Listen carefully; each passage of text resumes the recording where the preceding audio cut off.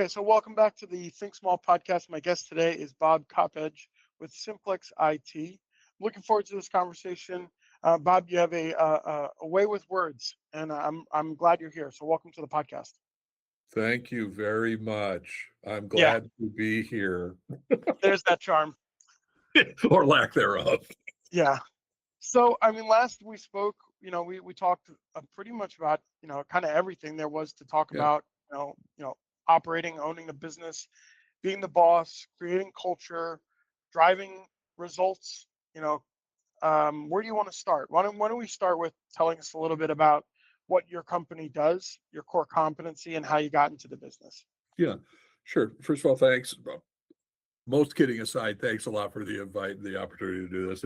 As you already know, I'm a bit of an obnoxious person. So I'm the CEO founder of Simplex IT, outsourced managed service provider, however you want to call that. We basically perform and manage the IT services or co-manage the IT services for small and medium businesses.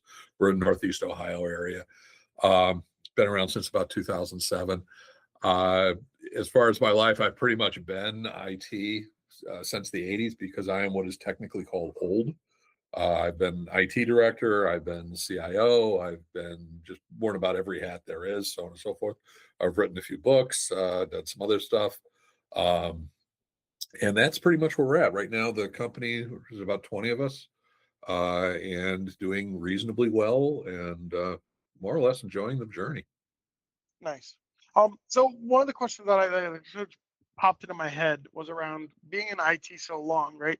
You go from what when we look back at technology from the 80s, it's very, I don't want to call it rudimentary, but there was only so many processes that you had to fix and different ways to do it. And then now I feel like technology is kind of, if we look at the bell curve of technology, it's just kind of skyrocketed.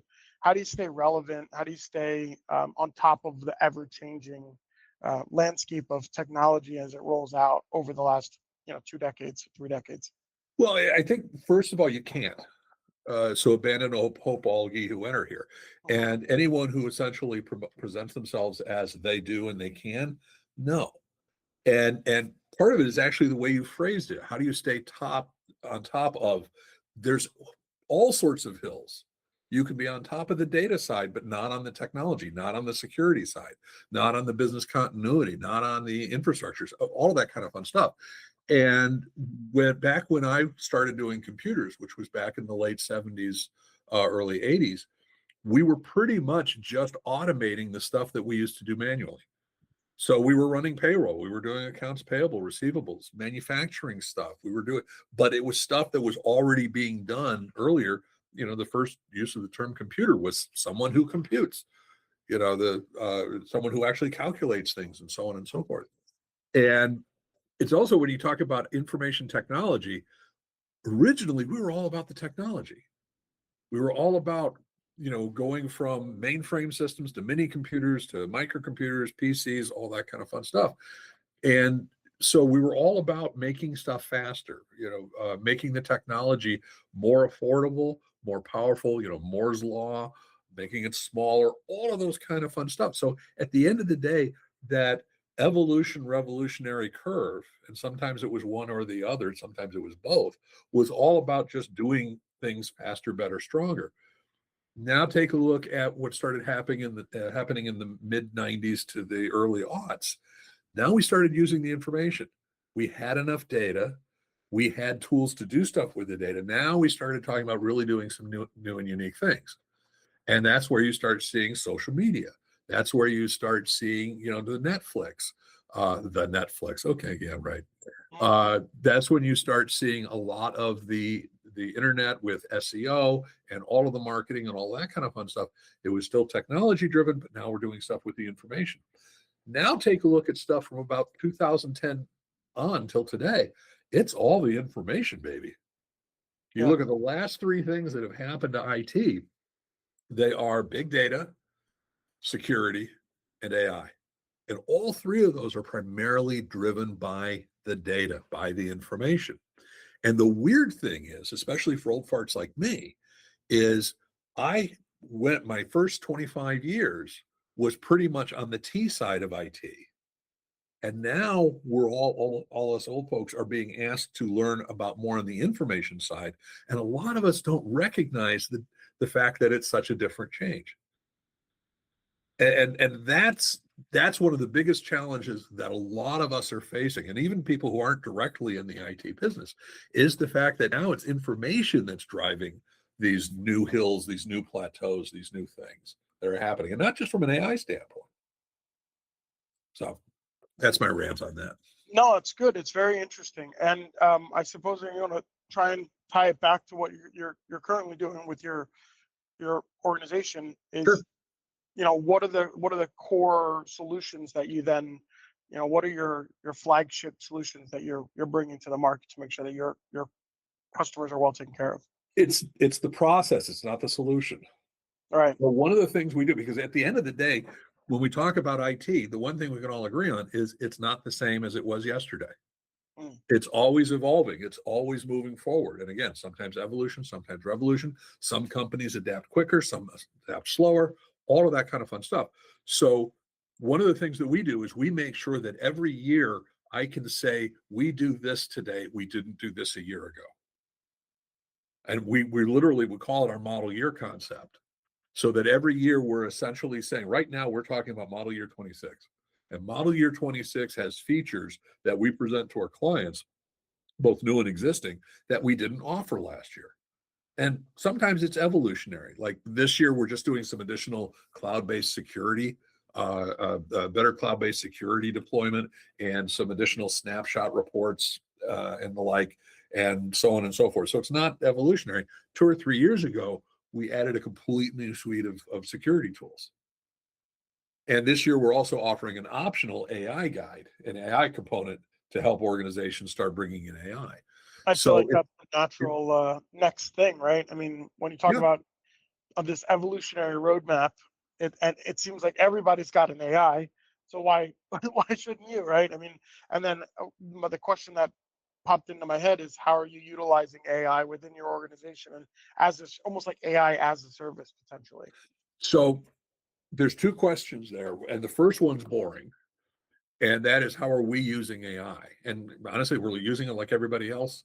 We're using it to analyze our data. We're using it to automate some of the actions, some of the tasks that we're doing. We're using it to create better content, faster content, and all of that kind of fun stuff, just like we're all supposed to be doing. Okay, cool. That's how do we use the tools. The second part, that's what's interesting. How do we systematize it? Because that's where I think we've really done a disservice to companies.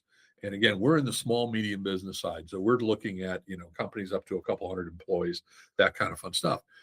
And most people, when they start talking about AI, they either talk about it from an enterprise organizational level, or they talk about it from a data center standpoint, or the vendors who are creating that content, or they talk about it from an entrepreneurial startup.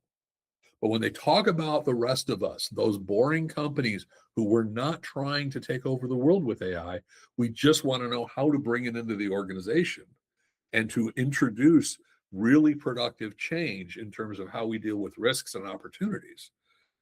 That's where our industry falls short. So what we're putting together is we're putting together a process whereby we can create, first of all, what's the sandbox for the organization in terms of AI? What is your risk tolerance? What's your opportunity? What are your overall goals here? Who are going to be the decision makers? What's the level of security that we need in place? Do we have acceptable use policies? Do we have compliance requirements? All of that kind of fun stuff. And we're a Microsoft shop, so we're focused on Copilot. So let's implement Copilot with the appropriate level of security goals and tools and all that kind of fun stuff. And notice we haven't implemented a doggone thing yet. Okay. And then we want to take a look at, what are your data sources? And you'd be amazed how few companies actually know what their data sources are. And then what kind of shadow AI are you doing?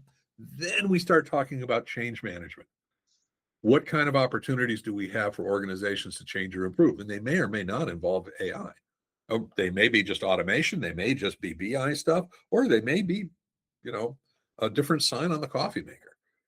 Right. But to get away from this, we must AI mindset, and then basically just turn that into a cycle. So that's our long-winded approach. No, it's good, and I think that like I've worked for a couple of companies that have had AI sandboxes, and I think that like there's always that email that goes out: do not use ChatGPT for company data, and it's super important that you don't. It There's such a security risk by doing so. Yeah, So if you have a trusted IT consulting company or somebody that can help you with that, navigating, setting up your own little sandbox, AI sandbox, it's huge. So. yep, absolutely. So, I think you had told me about your origin story and starting the business and what made you kind of strike out on your own. But you've been in IT for um, 40 A, years, a which very is, long yeah, time. it's a long time. But you've only been, I guess, independently owned since 2007. So I'm Right. curious about, what happened in 2007 that made you decide to kind of open a business. Well, so I've always been of the feeling that IT is a consultative business, whether you're the internal IT or you're a consultant or any point in between, because most companies rely on IT to support their business. And and so from that aspect, it's always consultative. And whether it be I was an IT director before, I was a CIO before, I've been consultant, I've done the database, all of that kind of fun stuff. And I left my last full-time normal job, I think in 2002, 2002, 3, something like that. And just was independent for a few years and then decided, start a company. Let's start building some better revenue stream and all that kind of fun stuff. Not with the goal of taking over the world or the like. And I literally said, I don't want to do a normal consultant because then you're always, you're only as good as your last, kill from a hunting metaphor. And I happened to go to an event that was held at Microsoft a couple hours away. It was down in Columbus, Ohio, Central Ohio, and it was about managed services. And I literally walked away going, "Yeah, okay, I'll do that." Mhm. So I wish I could give you an inspirational speech. I wish I could tell you that I was destined to and I wanted to, and this was my. No, I went to a place and it sounded like a good idea, so let's give it a shot. It's so fun. It's like almost like I don't want to say throwing caution to the wind a little bit, but it's almost like you didn't know what you didn't know, and you just said, "Why not give it a shot?" Yeah, And it turned out to be apparently and obviously the opportunity of a lifetime. so far so good. Right. I mean, it's one of those where, first of all, we so overblow failure. Failure is okay. As long as you're managing the risk, as long as you're managing the risk, failure is a reasonable, it's a respectable outcome of things because no matter what you do, there is no sure bet. There is no sure thing. There's no 100%. There are factors outside of your control. There are, you don't know what you don't know, and there always will be. And so when I did this, there was no, because I bootstrapped it. So I never went, never borrowed a lot of money, never went into debt or anything along those lines. Um, so the risk of failure was relatively minimal. Your concept on failure reminds me of the Thomas Edison. I don't know if it's a true quote Yeah. or not, but he's tried to make a light bulb 700 times or 1,000 times, Yeah. and I didn't fail. I just successfully created 1,000 ways to not make a light bulb. Yeah. Right? Yep. But yeah, I think there's a mindset around avoiding failure at all costs. But maybe you're onto something with just managing risk.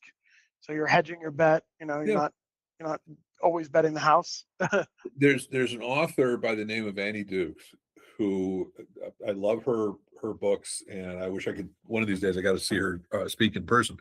And she's a former professional poker player, and she wrote a book called Thinking in Bets, is her first book. And what she basically talks about was there's so many of us who are out there going, the game of business is chess. There's strategy, there's move, counter move, check and checkmate, and this, that, the other thing. In the game of chess, you see all the pieces. There are only so many moves you can make. You're trying to capture one piece and one piece only, and you're trying to defend one piece and one piece only. Nothing else matters. And you know everything that could possibly happen. And your opponent, and they want the exact same thing you do. And her point was life is never like that.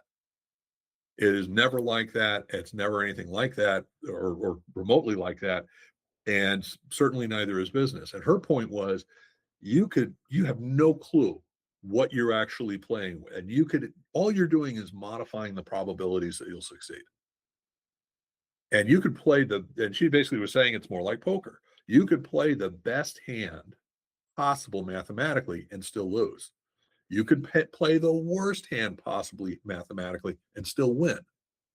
And life is much more like that. In a lot of cases, we win and we think we're really hot stuff. No, we were lucky, Right. and we don't know that. So, Yeah, I like that analogy actually. When I think about it as well, it's like the goal is to do the right thing and make the right decision more often than not. yeah, And sometimes you're gonna get some luck. yeah, Sometimes you're gonna the hand's gonna be kind of crummy, and you're gonna play the hand you're dealt right. and kind of move on and live to fight another day.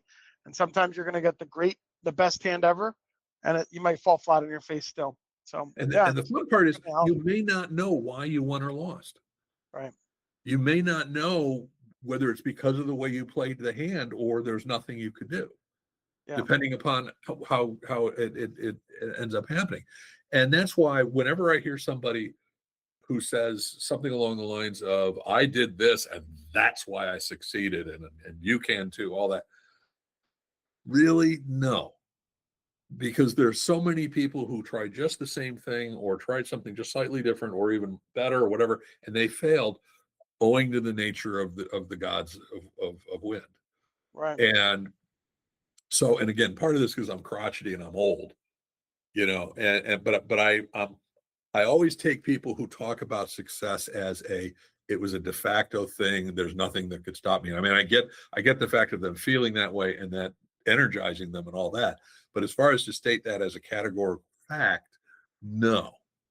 And just similarly, in exactly the same way, the people who say I'm an utter and abject failure, I don't know what I'm doing because I failed, equally no. Now, in some cases, the person was a genius, absolutely great, or the person was not the brightest bulb on the tree at the moment, but there's still that piece of probability. Yeah.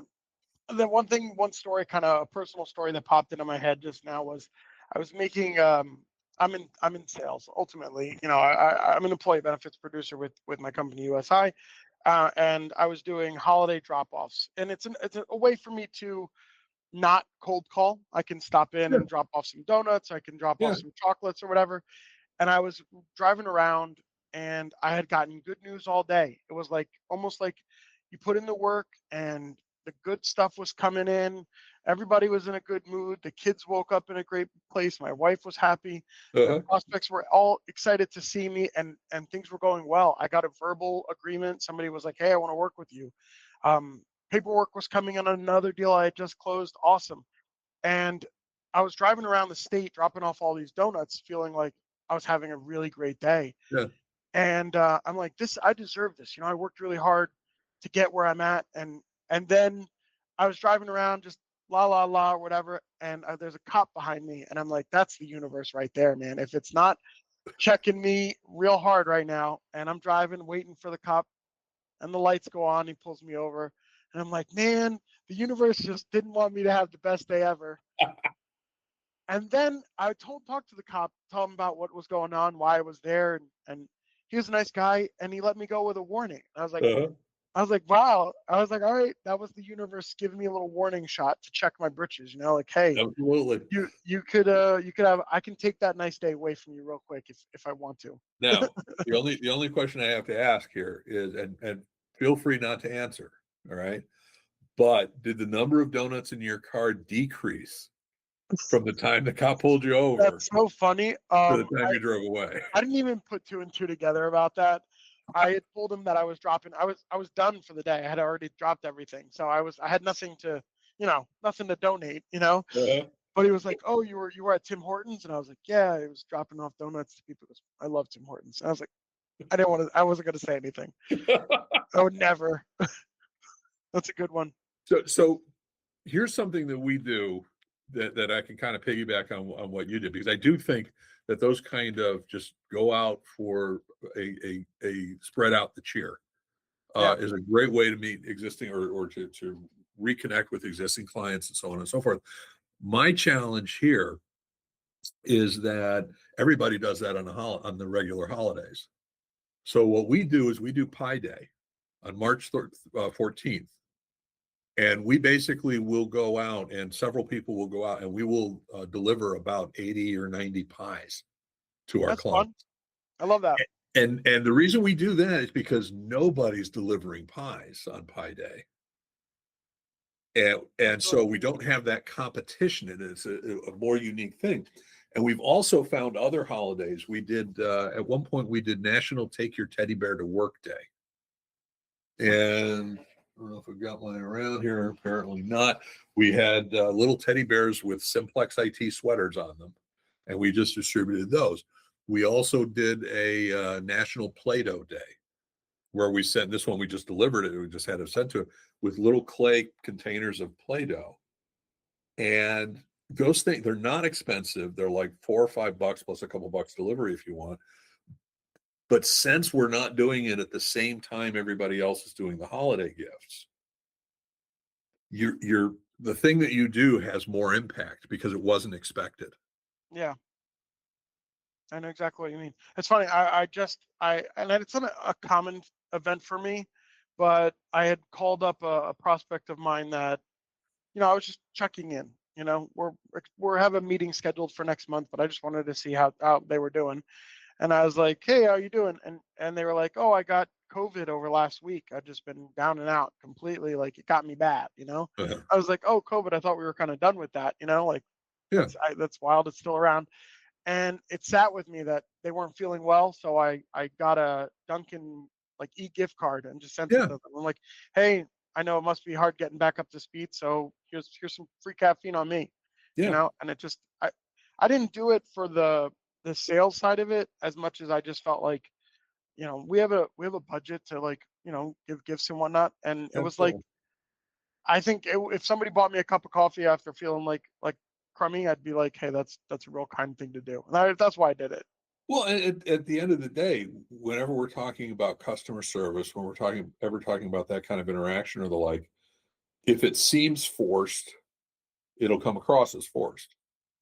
Whereas if it seems that it's situationally driven, which your situation absolutely that, hey, I was sick, I'm not now, but still recovering. And you basically going, hey, I'm a human being too. And I appreciate what you're going through and want to help. It's Yeah, and I'm mercenary from the standpoint of if I can find a way to differentiate ourselves from our competition or from a stranger who's going to try to steal the business from us, and I can do so with a $10 gift certificate and 5 minutes of work, why wouldn't I?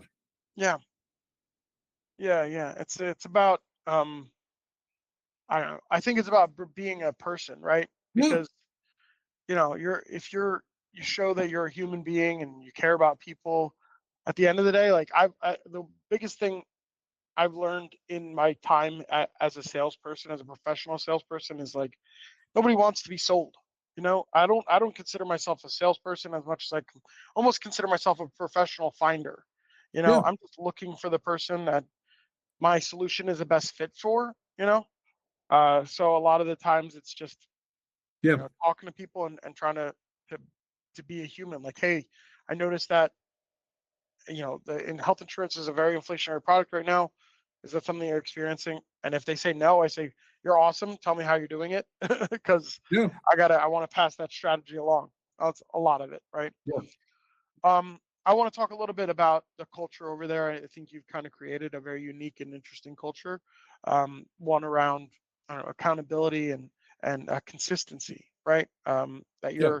your employees kind of know what to expect. So why don't we talk a little bit about how you've kind of created that culture and what conscious effort you made to build a culture? Sure. So it's one of those where, first of all, everybody has a culture. Every organization has a culture. As soon as you have two people in a room, there's culture in the room. There's no way around that. And there's a dime a dozen for books on culture. There's a dime a dozen in terms of how to influence or impact or anything along those lines.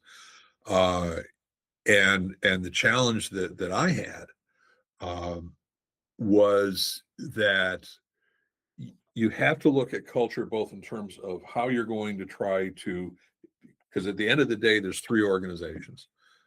There's management, ownership, leadership, whatever you want to call it, which starts right here at the owner. And then there's the rest of the employees, and then there's the clients, because clients are part of your culture too. And one of the things that you want to do is you want to make sure that you're balancing your cultural goals, because you've got that three-legged stool. You've got the employees, you've got the management, ownership, and you got your clients. And all three of them have to be supportive of each other. And if you come up with an organization either that is too driven towards, oh, ownership, I got to make a lot of money. If I don't make a lot of money, I'm going to be really, really upset, and I'm going to be really, really unhappy, and all that kind of fun stuff. Well, that's great. Your clients aren't going to like you because you're not giving them the value for the dollar, and your employees aren't going to like you because you're not paying them what they're worth. And similarly, if you look at it, oh, I treat my employees absolutely fantastic. I never ask them to do a lot of hard work. I just blah, blah, blah. We do nothing but have fun and blah, blah. Okay, fine. The clients aren't necessarily going to be happy because they don't take care of the clients as much as they should, and so on and so on and so forth. So one of the things you absolutely have to do from a cultural standpoint is you have to have a constant feedback loop. And that constant feedback loop has to be relatable to all three legs of that stool, so that we know. And I have what I call the value conversation. At the end of the day, we all have to be getting a good value out of this relationship. If any one of us don't, we got a problem. And one of the challenges that I had that I was doing very, very horribly was that I tolerated both I tolerated both poorly performing employees, and I also tolerated overly demanding clients. And I also tolerated me not doing anything about it. Mm. And did that for way too long. And we ended up with a diversity of, on the one hand, with employees, we had some employees who were working their butts off, just ridiculous, burning themselves to a crisp, and other employees who weren't working, and who were just taking advantage of it. And then I had other employees who wanted to work, but the workaholics wouldn't let them because they held on to this stuff. And then I had clients who were abusing our wanting to make them happy, and other clients who weren't asking for help even though they wanted it. Right. And I was sitting here going, well, nobody's bugging me about it, so everything must be peachy fine and dandy. And about 4 years ago, we went through a reasonably traumatic period of time that took about a year, maybe a year and a half to fix, where we realized that this is not working. And so I now have a COO who actually pays attention to this stuff much more directly than I do. And we essentially just started saying, hey, look, and we focus on that value proposition, the value conversation, and we started introducing more and more KPIs, and not KPIs to force people to do things a certain way, but KPIs to reinforce, hey, this is how we're going to measure the value. And it took us about a year or 2 years to get through that. And we lost several employees, some of which were absolute workaholics, but they weren't efficient. And some of which who were absolutely brilliant at taking advantage of our indecisiveness and the like. And similarly, we lost some clients, and we also Right. had clients improve and all that. And really, it wasn't until about little over about a year and a half ago, where we started saying, okay, we're starting to hit on the cylinders. And now it's much easier to hire people. There's still a challenge in finding the talent, but we're better at finding the right talent. Also, onboarding people, the collaboration is much better between the employees. We don't have anywhere near, we don't have the burnout that we were having, and we also don't have the slackers that we had. And when I say we had those, it was my fault that we had them. Everything was my fault. We also got rid of some clients that weren't playing right. And we actually had some of those clients come back and basically say, we'll play nice now.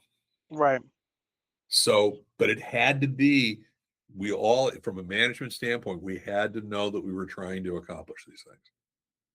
Nice. I love that story. The analogy that kind of pops into my head is around like trying to sail a boat in the middle of a fog, right? It's almost Yeah. like you didn't know what was right in front of you, but now you've got like a real good grasp on it, right? I mean, and the abusive client is one that's really hitting close to home right now. I've got a couple of clients that I've got a ton of clients that I love. Most of my clients Yeah. I genuinely love, and I got one client that's like a thorn in my side right now. but but it'll be all right. I Yeah. think that all in all, um, I love that you've created that culture and that you guys went through that sort of growing pain because it really will come back in spades. You've already seen it, right? Oh, yeah. Bob, so I always like to end these on a real positive note and maybe on a looking to the near future, maybe what you have coming down that in the down the pike in the next 6 to 12 months or 12 to 24 months, Sure. something that you're looking forward to. So, is there anything that you have top of mind that is an initiative that you're looking to accomplish in the next So year and a we half? do a ton of social of video content. Almost all of it's on the educational side. I was just talking to my videographer. We've done like about 900 videos over the past 4 years. Wow. And most of them are aimed not at selling, but at educating. What is a server? Why do I need multi-factor authentication? What's the difference between co-managed and managed? Yada, yada, yada. Very big on the they ask you answer marketing concept. But one of the things we're going to try to do this year is we're going to try to split and create two buyer journeys. We've already got the buyer journey in general, but we want to enhance that and we want to split that from a generational standpoint. And what I mean by that is, in some cases, and again, I'm simplifying, but old farts like me, we want to engage with the sales team early. We basically give us some marketing material, give us some information about the product, and then we will engage so you can guide us through the journey, tell us what we want to do, what we don't want to do, so on and so forth. A lot of other people, a lot of the millennials and younger, and by the way, I'm very, very simplifying it. There's old people who like it or vice versa. They want to actually see a lot more transparency online. It's kind of like we want to read the Amazon reviews. We want pricing. We want all that before there's any personal engagement. And so part of our goal is to rebuild our website and rebuild some of our materials, create some better calculators, all of that kind of fun stuff. So that, and this is not done in our industry terribly much, or only for very small clients or very specific situations, is to basically make it so that a person can just discover about everything they want to about that journey with us without actually talking to us. So that's one thing that I'm interested in seeing how that plays out this year. Nice. I love that. Bob, thank you so much for your time today and Yeah, for sharing your stories. I really, really do appreciate it. I'm no, looking forward to putting this one out. no, and I'm looking forward to seeing it, and I'm also looking forward to getting some donuts from you at Yeah, the end of the year. yeah, absolutely. All right, Bob, thank you. Take care. All right, see you.